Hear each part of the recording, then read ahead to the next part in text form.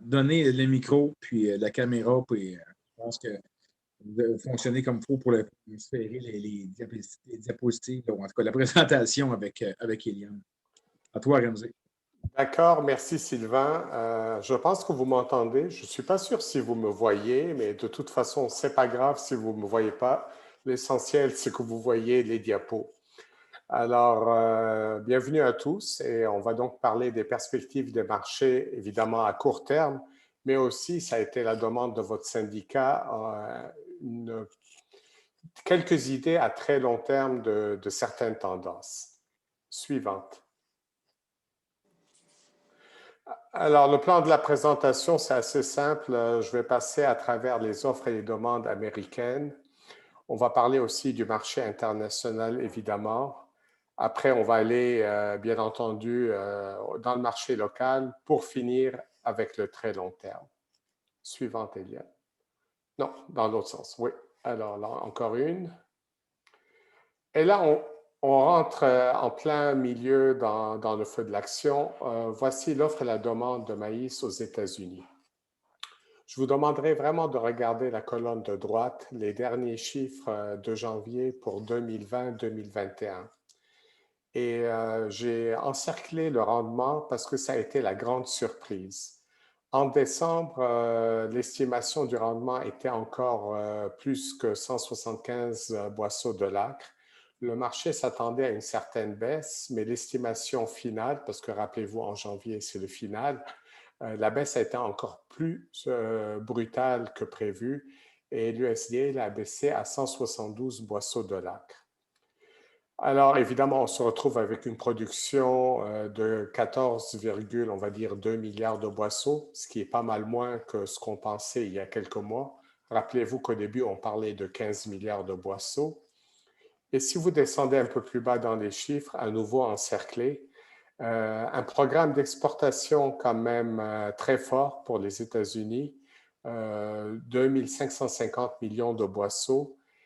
Tout ça pour finir avec des stocks de report de juste 1552 millions de boisseaux.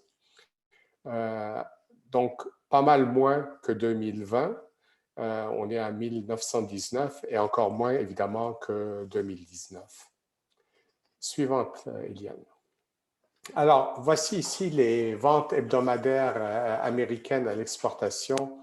Et comme vous pouvez voir avec la courbe pour l'année en cours 2020-2021, les exportations américaines ont décollé à un rythme fou, tout simplement à cause de la demande chinoise. Et je vais revenir durant la présentation plusieurs fois sur la Chine, mais c'est que la Chine, qui normalement évidemment achète beaucoup de soya, cette année s'est mise aussi à importer beaucoup de maïs. Alors, si vous comparez le rythme des ventes cette année par rapport à l'an passé ou l'année d'avant ou même la moyenne quinquennale, c'est très clair que vraiment ça a décollé à toute vitesse et il n'y a aucun signe de ralentissement jusqu'à présent. Suivante, Eliane. Ici, j'ai mis la production hebdomadaire d'éthanol aux États-Unis. Puis, comme vous pouvez voir, si vous regardez les barres verticales pour 2019-2020, avec le début de la pandémie et le confinement, évidemment, la production avait dégringolé. Elle s'est quand même redressée par la suite avec la reprise de l'activité économique. Mais si vous regardez en hachuré blanc les chiffres pour l'année en cours 2020-2021, on se maintient quand même à environ 10% en dessous de la normale. Donc, il y a toujours un effet de la COVID qui est présent pour la demande d'éthanol, tout simplement à cause du télétravail, du fait que les gens circulent moins et donc utilisent moins leur voiture, utilisent moins de carburant. Suivante, Eliane. Alors, voici le contrat courant du maïs à Chicago. Je vous apprendrai rien qu'il y a eu toute une montée. D'ailleurs, soit dit en passant, ce graphique a été fait il y a une couple de jours. On est remonté, évidemment, hier et aujourd'hui. On se rapproche ou on est quasiment à 5,34 de toute façon. Comme vous pouvez voir, on avait atteint un creux à la fin avril. Et en fait, ça a commencé à décoller, puis c'est très clair sur le graphique à la mi-août. Juste pour vous rappeler, ce qui est arrivé, c'est que les semis avaient eu lieu dans de très bonnes conditions, tout progressait tout à fait normalement. Et puis à la mi-août, il y a eu une tempête qu'on a appelée derecho aux États-Unis qui a infligé quand même des dommages assez significatifs aux récoltes. Et dans les mois qui ont suivi, l'USDA, au fur et à mesure, a abaissé les estimations des rendements. Mais aussi, et ça c'est très intéressant, l'USDA a aussi abaissé les estimations des superficies ensemencées. Et ça, c'est beaucoup, beaucoup moins habituel d'avoir une superficie qui est revue à la baisse au fur et à mesure de l'année. Suivante, Elia. Papa? Oui, là, tu chantes. Je vais mettre. Bon, là, on passe au soya. Et à nouveau, la colonne de droite. Si vous remarquez le rendement à 50,2 boisseaux de l'acre, là aussi, le rendement final de janvier a été baissé par rapport à celui de décembre, mais quand même dans une moindre mesure par rapport au maïs. Alors, on a quand même une production quand même assez importante, on va dire 4,13 ou 4,14 milliards de boisseaux. La seule chose, c'est qu'avec des exportations à nouveau extrêmement élevées de 2230 millions de boisseaux et aussi une trituration aux États-Unis record, regardez les stocks de report pour 2021, 140 millions de boisseaux. C'est un niveau bas, très bas, extrêmement bas. Et si on le regarde en journée d'utilisation, ça représente uniquement 11 jours d'utilisation. À toute fin pratique, ce que ça veut dire, c'est que certains utilisateurs aux États-Unis pourraient se retrouver en rupture de stock cet été parce qu'il n'y aura tout simplement plus de fèves aux États-Unis. Suivante, Elia. Alors, à nouveau, voici les ventes à l'exportation, les chiffres hebdomadaires. Même commentaire que pour le maïs et même, je vous dirais, un démarrage encore plus spectaculaire pour les ventes de soya. Qu'on les compare à l'an passé, à la moyenne quinquennale, à ce que vous voudrez, la demande chinoise a fait que vraiment le programme d'exportation américain fracasse tous les rythmes de vitesse cette année. Suivant. Alors, j'ai mis le contrat courant du soya, mais au fond, je vous ai montré tantôt le maïs, c'est au fond tout à fait la même histoire. À partir du mois d'août, ça a commencé à monter. Les estimations américaines ont baissé en ce qui concerne les rendements et aussi, très intéressant, les superficies ensemencées ont baissé au fur et à mesure des rapports qui ont suivi celui du mois d'août. Alors, à nouveau, le graphique est celui d'il y a une couple de jours. Aujourd'hui, on est remonté. On n'est pas arrivé à 14 $ le boisseau, mais on s'en rapproche à nouveau. Suivant. Alors, voici. Le portrait quand même des récoltes aux États-Unis, il faut souligner quelque chose de très intéressant. Si on ajoute les superficies ensemencées de maïs et de soya, en 2018, on avait, je vais arrondir le chiffre, 178 millions d'acres.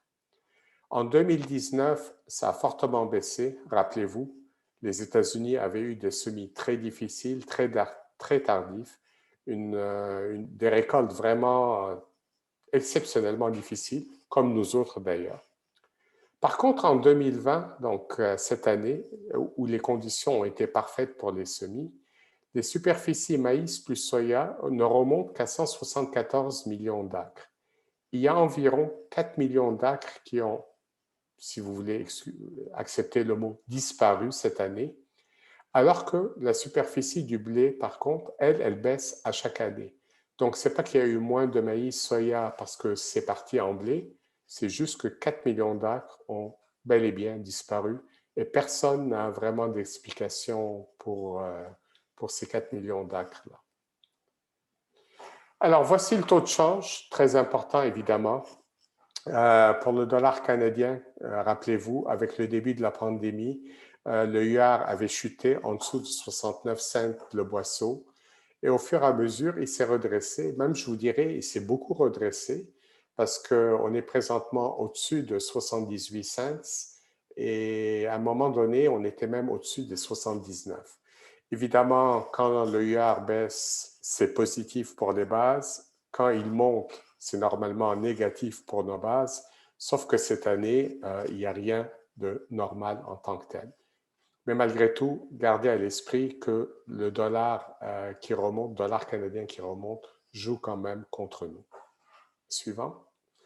Ici, je vous ai mis le réal brésilien par rapport au dollar américain parce que, et vous allez le voir tantôt, le Brésil est devenu une superpuissance dans le marché des grains. Et en fait, il faut maintenant suivre le Brésil d'aussi près que les États-Unis. À nouveau, avec le début de la pandémie, le réal s'était vraiment dévalué. Il s'est un peu redressé, mais si vous regardez par rapport à la barre horizontale, le réal demeure quand même assez bas. Ce qui fait que les grains brésiliens, que ce soit le soya ou le maïs, sont quand même très, très compétitifs sur le marché mondial. Suivante. Alors maintenant, on va passer à l'international et commençons par le Brésil. Je vous ai mis ici les 3 années de production de maïs et de soya au Brésil. Ce qui est intéressant, si vous regardez les colonnes foncées donc en soya, c'est que la production de soya augmente à chaque année et pour cette année, on prévoit une production record à nouveau, 133 millions de tonnes. Vous allez probablement penser que c'est à cause des rendements. Pas vraiment. C'est à cause des superficies. Les superficies ensemencées de soya augmentent à chaque année au Brésil. Et on va y revenir tantôt pour les perspectives à très long terme. C'est qu'il y a du déboisement, du défrichement qui se fait. Alors, pour cette année, le soya n'est pas encore récolté au Brésil. Le battage n'a pas vraiment débuté. Mais malgré des conditions météo moyennes, il y a quand même le fait qu'ils sèment à chaque année de plus en plus de soya, ce qui leur garantit quasiment une très bonne récolte. Pour le maïs, aussi, de très bons chiffres et la production de maïs a beaucoup augmenté au Brésil ces dernières années, surtout la deuxième récolte de maïs, safrina, c'est comme ça qu'on l'appelle, qui est semée après le battage de la fève. Suivante. Ici, c'est l'Argentine, qui est quand même un grand exportateur de maïs et aussi de tourteaux de soya. Ils exportent beaucoup plus de tourteaux que la fève à cause de leur structure de tarifs. Actuellement, on parle de bonne production en Argentine, 49 millions de tonnes de maïs, 48 millions de tonnes de soya. C'est quand même plus bas que ce que l'Argentine a connu ces dernières années. Ils ont quand même manqué un peu d'eau, quoique la météo a un petit peu changé depuis 2 semaines. Suivant. Là, je vous ai mis un autre joueur. On en parle moins d'habitude au PGQ, mais c'est quand même l'Ukraine qui est non seulement un grand exportateur de blé, traditionnellement, mais qui est devenu aussi un grand exportateur de maïs. Et comme vous pouvez le voir, les 2 dernières années, l'Ukraine avait produit quand même 36 millions de tonnes de maïs qui étaient principalement destinés à l'exportation. Cette année, par contre, ils ont semé un peu moins de maïs, ils ont eu des difficultés de météo, manque de pluie, et la production de maïs a baissé de 6 millions de tonnes. Vu que c'est un grain qui se destine principalement à l'exportation, ça veut dire que cette année, l'Ukraine a tout simplement 6 millions de tonnes de moins de maïs pour le marché mondial. Ici, on passe un petit peu aux céréales. Juste un portrait rapide pour le blé. Je vous ai mis 3 pays, Australie, Russie, Union européenne. Je vais commencer donc par l'Australie. Si vous regardez leur production, elle est relativement petite par rapport aux autres, mais quand même l'Australie ayant une toute petite population, 90% de leur production de blé est exportée. 2018-2019, l'Australie avait eu des sécheresses épouvantables. Cette année, avec une production de 30 millions de tonnes, ils reviennent quand même en force dans le marché du blé. La colonne du milieu, la Russie, c'est peut-être ce qui est le plus important pour le marché parce que la Russie consomme une quantité, disons, limitée de blé et exporte l'essentiel. C'est devenu le premier exportateur au monde de blé. Et pour 2020, ils ont quand même eu une très bonne récolte de blé, 85 millions de tonnes. Finalement, il y a l'Union européenne qui cette année a une production à la baisse, 136 millions de tonnes, parce que l'an passé, ils avaient semé beaucoup moins de blé d'automne. Gardez à l'esprit qu'en Europe, c'est surtout du blé d'automne et que donc, évidemment, ils ont récolté moins de blé que les années auparavant. Alors, revenons à l'Amérique du Sud, parce qu'on est en plein dans le cycle de leur récolte dans l'hémisphère sud. Donc, comme je vous disais, le soya commence à être battu, mais à peine au Brésil. L'Argentine a une saison beaucoup plus longue, donc les semis ne sont même pas encore tout à fait finis pour le maïs et le soya. C'est clair qu'ils ont eu un début de saison assez difficile, aussi bien au Brésil qu'en Argentine. Ils ont manqué de pluie, les semis ont été tardifs, surtout pour le soya au Brésil. Là, comme je vous disais, la météo s'est quand même redressée, les pluies ont repris depuis le début janvier, mais il n'empêche qu'au Brésil, vu que les semis du soya ont été tardifs, évidemment, le battage va être retardé. Ça n'impactera pas réellement ou nécessairement le rendement de la fève, mais par contre, le maïs safrina de la deuxième récolte va être donc semé plus tard et lui, par contre, le rendement sera beaucoup plus à risque. Parce que ce maïs, idéalement, vous voulez le semer en février. Cette année, il va être semé en mars, même jusqu'à la fin mars. Ce qui veut dire que, dépendamment de la saison des pluies, qui finit d'habitude au Brésil en mai. Et je vous dirais, ça va être critique cette année. Si la pluie s'arrête fin mai au Brésil, le rendement de maïs seront corrects, ils n'auront pas de problème. Si la pluie, par contre, s'arrête début mai, ça va être très difficile pour le rendement du maïs, possiblement même catastrophique. Alors, le marché local, allons-y. Ici, d'abord, on va commencer par le portrait du Canada, juste pour vous dire, très bonne récolte, principalement grâce évidemment à l'Ouest canadien, mais aussi pour le maïs et le soya, mais là, on va passer à la suivante, l'Ontario. Et puis, voilà.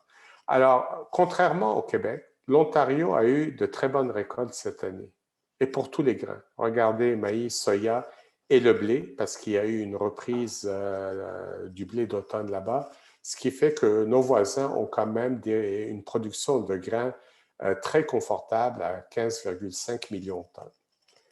Mais si on regarde le Québec maintenant, ce n'est pas le même portrait.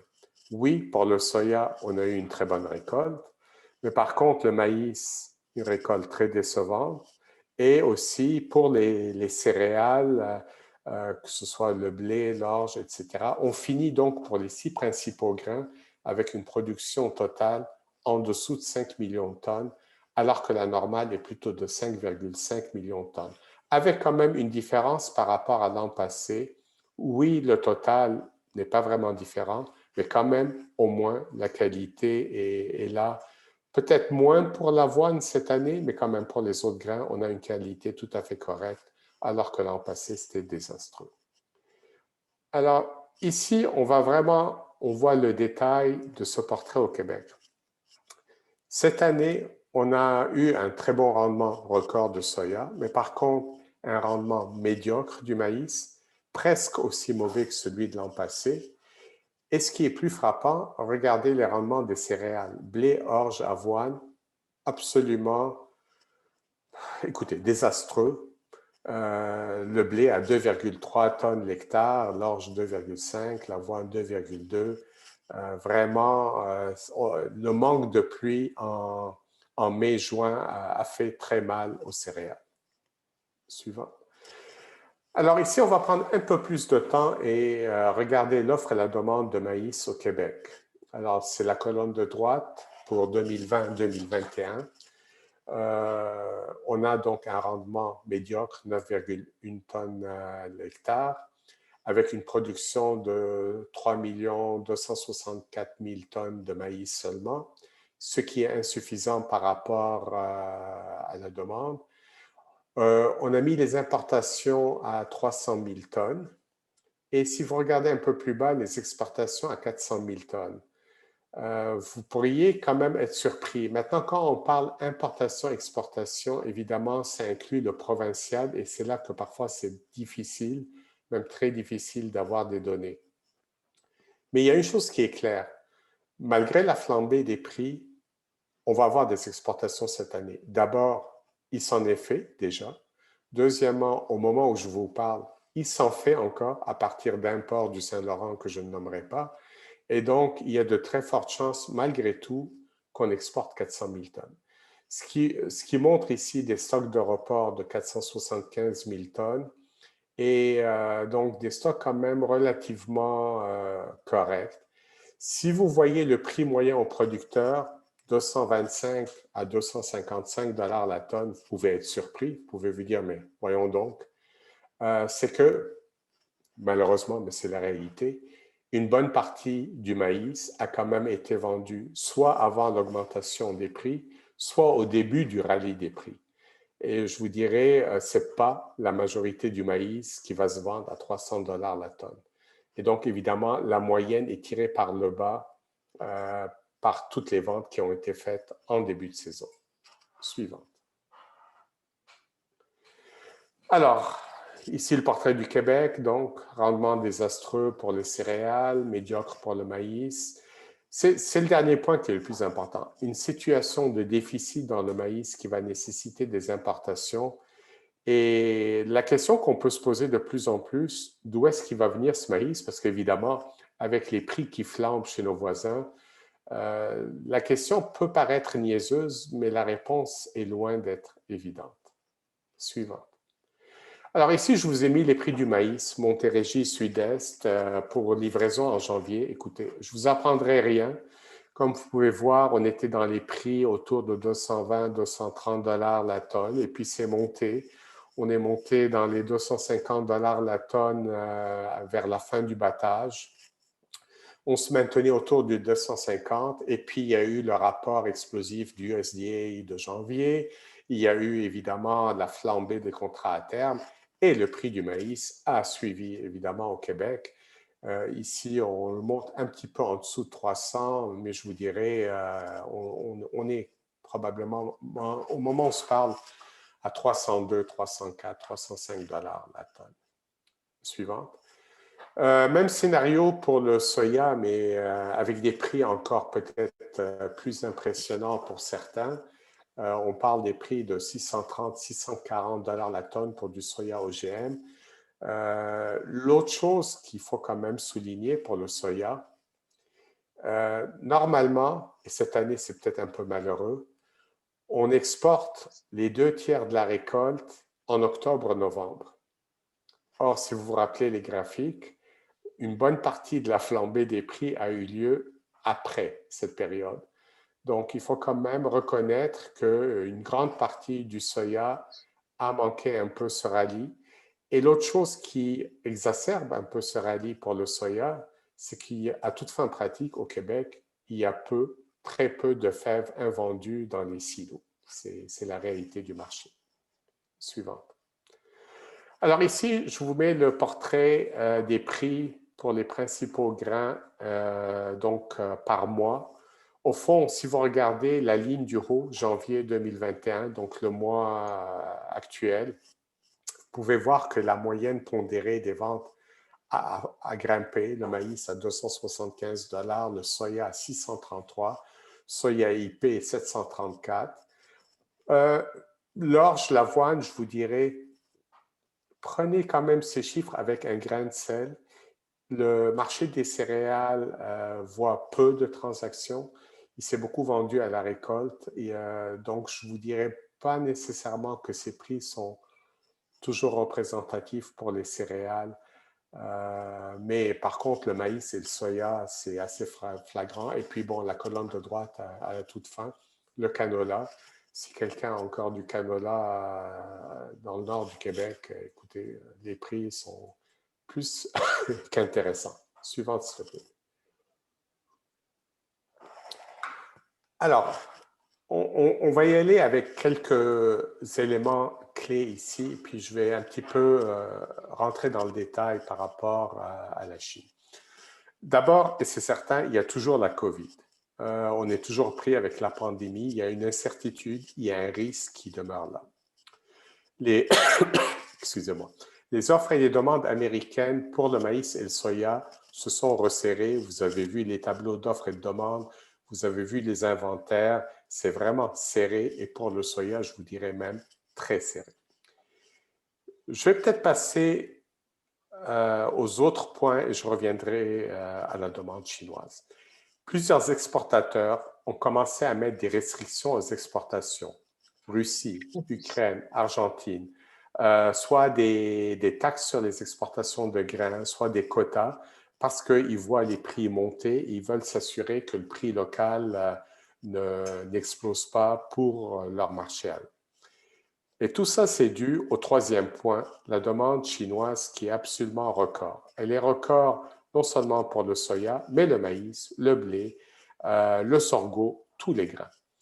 Les raisons, et puis, oui, on reste encore là, Liane, juste une minute de plus, c'est que la Chine a besoin de beaucoup plus de grains avec la reconstitution du troupeau de porcs là-bas après la peste porcine. Il y a eu une décision politique de rebâtir les stocks. Il y a aussi l'accord commercial sino-américain. Mais il y a aussi le fait, et je l'écris aujourd'hui dans le commentaire quotidien, que très probablement leur production de maïs a été décevante et que les statistiques qu'ils ont montrées, ils ont simplement menti et qu'en fait, ils ont vraiment un déficit de maïs là-bas. Alors, on se retrouve avec un marché haussier et volatile. Et là, on peut aller à la suivante.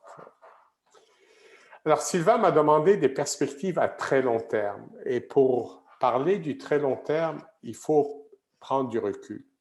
Ici, je vous montre les importations chinoises de soya des 20 dernières années. Si on se reporte en 2000, 2001 ou 2002, 2003, écoutez, ce n'est pas compliqué. La Chine n'importait presque pas de soya. Et puis regardez ensuite. À chaque année, ou presque, la Chine a battu un nouveau record. Bon, c'est sûr, si vous regardez 2018-2019, il y a eu une baisse. Subitement, les importations chinoises de soya ont baissé. Pourquoi? Parce qu'il y a eu la peste porcine africaine là-bas et il y avait aussi la guerre commerciale avec les États-Unis. Mais le fait qu'ils avaient perdu 30-40% du cheptel porcin a fait qu'ils avaient besoin tout simplement de moins de tourteaux de soya. Mais après ça, écoutez, ça a repris, puis pour cette année, 100 millions de tonnes. Donc, le portrait pour la Chine, comme on dit en anglais, the sky is the limit. Il ne semble pas d'y avoir de plafond. On est à 100 millions de tonnes cette année. Écoutez, ça se pourrait fort bien que dans 10 ans, on se retrouve à 110, 115 millions de tonnes d'importation. C'est très possible. Suivante. Alors ici, si on parle de la Chine, il faut parler du principal fournisseur de fèves, qui est pas les États-Unis, non, mais le Brésil. Et sur cette diapo, vous pouvez voir l'augmentation phénoménale de la production de soya au Brésil en réponse à la demande chinoise qui a augmenté. Et puis, cela est dû principalement aux superficies. Et regardez les superficies de soya qui augmentent à chaque année. Ce n'est pas compliqué. À chaque année, ils sèment de plus en plus de fèves au Brésil. Alors, on pourrait s'attendre à ce que ça continue et qu'ils continuent à déboiser, à défricher, et qu'une partie de la forêt amazonienne s'envole en fumée, même si les environnementalistes n'aiment pas beaucoup ça. Mais écoutez, qu'est-ce que vous voulez que je vous dise? Les Brésiliens, ils s'en fichent, puis ils défrichent, puis ils sèment. Alors, on va à la suivante. Ici, le portrait pour les États-Unis, je vous ai mis maïs, soya et blé, est très différent du Brésil. La superficie totale cultivable, elle est fixe. On peut un petit peu l'augmenter, mais c'est à la marge. Mais ce qui est arrivé, c'est qu'avec la demande chinoise pour le soya et les prix du soya très intéressants, regardez ce qui s'est passé aux États-Unis. Il s'est semé de plus en plus de soya et le maïs a quand même tenu le coup, mais par contre, ça s'est fait aux dépens du blé.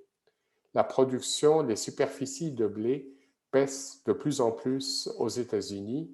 Et la tendance pourrait très bien continuer. Alors, si on se projette en 2030, Ben, ça se pourrait bien que finalement, les deux principales récoltes restent et deviennent absolument maïs et soya et que le blé disparaisse en bonne partie chez nos voisins. La suivante. Là, on va aller plus dans les autres pays, Ukraine et Russie. Eux, par contre, c'était traditionnellement des producteurs de blé. Et avec la fin du système communiste, ils ont beaucoup développé leur agriculture, beaucoup amélioré leurs pratiques. Et comme vous pouvez le voir, les deux pays ont beaucoup augmenté leur production de blé et probablement n'ont pas fini de s'améliorer parce qu'ils ont encore beaucoup de chemin à faire en matière de rendement. Donc, je vous dirais qu'une production de blé en Russie qui atteigne 100 millions de tonnes dans 10 ans, c'est faisable, possible. Suivant.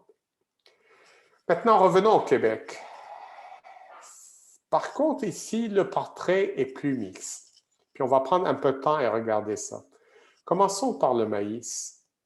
Oui, on voit une amélioration des rendements qui est quand même assez claire. Quoique, je vous dirais, depuis 3-4 ans, la tendance, malheureusement, s'est un petit peu renversée pour le maïs. Par contre, regardez le soya, le blé. On ne peut pas dire vraiment qu'il y a eu une amélioration très nette des rendements. Un petit peu, mais rien de majeur, un peu plus peut-être pour le soya. Puis même là, le portrait qui se dégage, c'est des rendements qui avancent un petit peu, mais il n'y a pas d'avancée fulgurante, que ce soit dans le soya ou le blé, et depuis quelques années, ni dans le maïs non plus. Suivant. Alors, les superficies. Ici, je vous ai mis maïs, soya et blé. Puis c'est clair que les superficies de maïs ont un peu cédé du terrain. C'est le soya qui a beaucoup augmenté. À nouveau, le producteur agricole au Québec a réagi aux signaux de prix, un petit peu comme au Brésil. Mais ici, ce n'est pas qu'on a défriché, c'est qu'on a semé plus de soya aux dépens d'un peu moins de maïs. Par contre, si vous regardez le blé a quand même eu un regain ces dernières années. Les prix étaient intéressants et ici, semé plus de blé. Alors, d'où sont venues vraiment ces nouvelles superficies de soya? Ben, c'est la prochaine diapo qui va vous le montrer. C'est vraiment l'orge et l'avoine. C'est très clair que ces 20 dernières années, il y a eu une dégringolade totale des superficies en orge et je vous dirais quand même une baisse assez sensible des superficies d'avoine aussi. Donc, c'est vraiment que c'est l'avoine et surtout l'orge qui ont débarqué au Québec au profit du soya et aussi ces dernières années du blé. Alors, pour essayer, et je dis bien essayer d'apporter un début de réponse au défi que m'a posé Sylvain, qu'est-ce qu'on va surveiller au cours des 10 prochaines années? Ben, écoutez, vous ne serez pas surpris de voir d'abord et surtout la Chine. Tant et aussi longtemps que la demande chinoise... Oups, on revient s'il te plaît, oui. Tant aussi longtemps que la demande chinoise pour les grains continue d'augmenter et bat record après record, il va falloir produire du grain pour répondre à cette demande. Et c'est le deuxième point, et c'est le Brésil. Le Brésil qui est de plus en plus un géant dans la production mondiale de soya, mais aussi de maïs. Par contre, il y a quand même des horizons, des nuages sur l'horizon. Il y a des barrières au commerce des grains, on ne va pas se cacher. Il y a des barrières tarifaires, comme cette année des exportateurs qui mettent des taxes sur les exportations de grains, mais aussi des barrières non tarifaires auxquelles, par exemple, les grains canadiens qui sont exportés doivent faire face à ces barrières-là. Ça peut être sur les matières étrangères, ça peut être sur les résidus de ci ou de ça, mais c'est un problème avec l'Organisation mondiale du commerce qui est quand même très affaiblie au moment où on se parle. Je vous pose ensuite une question. La demande des biocarburants. Écoutez, je sais que normalement, actuellement en tous les cas, on est encore déficitaire. On importe de l'éthanol au Canada, donc on ne suffit pas à la demande.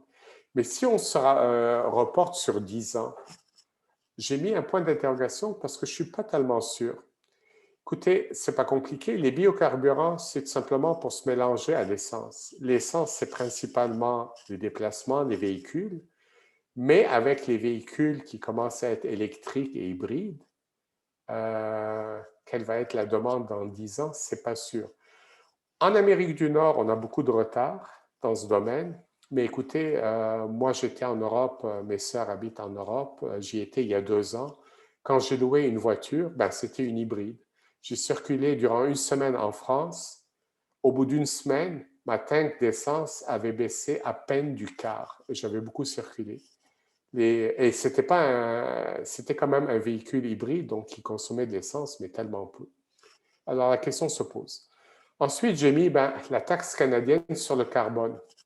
Comme vous savez, on parle de 40 $ la tonne cette année, 50 $ l'an prochain, et ensuite une hausse à chaque année de 15 $ la tonne pour atteindre 170 $ la tonne en 2030. Nous, on met ces taxes sur le carbone, mais les autres pays, surtout les nouveaux exportateurs, Brésil, Russie, Ukraine, tout cela, eux n'ont pas de taxe sur le carbone. Alors, c'est une question à se poser. Et j'ai mis aussi la question de la traçabilité. Je siège sur le conseil d'administration de Seuil Canada. C'est très clair pour la fève, mais je vous dirais que ça s'en vient pour les autres grains. Il faut faire attention. L'Europe est à l'avant-garde pour tout ce qui est traçabilité. C'est quelque chose qui s'en vient et que définitivement, je vous dirais, dans les 10 prochaines années, on va devoir de plus en plus faire un effort là-dessus. Suivante. Alors, la conclusion, puis Jean-François Ridel, tantôt, avant le début de la présentation, a fait allusion. Comment se positionner? On est un petit joueur. Il faut qu'on se positionne dans un marché mondial qui est en train de changer rapidement pour essayer de tirer le meilleur parti de notre production limitée de grains.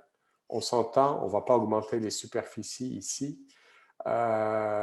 Essayons évidemment d'augmenter et d'améliorer les rendements le plus possible, mais aussi et surtout peut-être au niveau de la qualité ou des qualités. Puis quand je parle des qualités, ça peut être qualité conventionnelle, ça peut être grain bio, ça peut être non-OGM, ça peut être ce que vous voulez, marché de niche, mais c'est vraiment essayer de se positionner alors que tout change de plus en plus vite. Alors voilà, j'ai essayé de vous donner un aperçu rapide sur le marché actuel et ce qui pourrait s'en venir dans les 10 prochaines années. Je redonne la parole à Sylvain et à Eliane et je suis ouvert à toutes vos questions. Merci. Merci beaucoup, Ramsey, pour cette présentation.